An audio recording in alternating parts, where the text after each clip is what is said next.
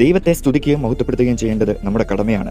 എബ്രായ ലേഖകൻ പറയുന്നു, അതുകൊണ്ട് അവൻ മുഖാന്തരം നാം ദൈവത്തിന് അവന്റെ നാമത്തെ ഏറ്റുപറയുന്ന അധരഫലം എന്ന സ്തോത്രയാഗം ഇടവിടാതെ അർപ്പിക്കണം. അതെ, അധരഫലം എന്ന സ്തോത്രയാഗം ഇടവിടാതെ നമ്മൾ ദൈവത്തിന് അർപ്പിക്കണം. പൗലോസ് പറയുന്നു, എല്ലാറ്റിനും സ്തോത്രം ചെയ്യണം. ഇതാണ് കർത്താവ് നമ്മെക്കുറിച്ച് ആഗ്രഹിക്കുന്നത്. അതെ, എല്ലാറ്റിനും സ്തോത്രം ചെയ്യണം. എല്ലാറ്റിനും എന്ന് പറഞ്ഞാൽ ഒന്നിനെയും ഒഴിവാക്കാതെ എല്ലാ കാര്യങ്ങൾക്കും, നമ്മുടെ സാഹചര്യങ്ങളും നല്ലതാണെങ്കിലും ചീത്തയാണെങ്കിലും അനുകൂലമാണെങ്കിലും പ്രതികൂലമാണെങ്കിലും മോശമാണെങ്കിലും എങ്ങനെയായിരുന്നാലും നമ്മുടെ എല്ലാ അവസ്ഥയിലും കർത്താവിന് സ്തോത്രം ചെയ്യണം. ജീവിതത്തിന്റെ എല്ലാ സാഹചര്യങ്ങളിലും ദൈവത്തെ സ്തുതിക്കുവാൻ ഒരു ദൈവ പൈതൽ പഠിക്കണം. എന്തില്ല എന്ന് കണ്ട് നിരാശപ്പെടുകയല്ല വേണ്ടത്, ഇല്ലായ്മ വിളിച്ച് പറയുകയല്ല വേണ്ടത്. 5000-ഓളം വരുന്ന പുരുഷാരത്തിന് ഭക്ഷിപ്പാൻ ആകപ്പാടെ 5 അപ്പവും 2 മീനും മാത്രമേ ഉള്ളൂ. അതവർക്ക് എന്താകാനെന്ന് ചോദിച്ച അന്ത്രയോസിന്റെ മുമ്പിൽ, ആ വലിയ പുരുഷാരത്തിന് മുമ്പിൽ ആ ഉള്ളതിനെ ഉയർത്തിപ്പിടിച്ച് പിതാവിനെ സ്തോത്രം ചെയ്ത് ആ വലിയ ജനക്കൂട്ടത്തിന് ഭക്ഷിപ്പാൻ നൽകി മിച്ചം വരുത്തിയ കർത്താവ് ഇന്നും ജീവിക്കുന്നു.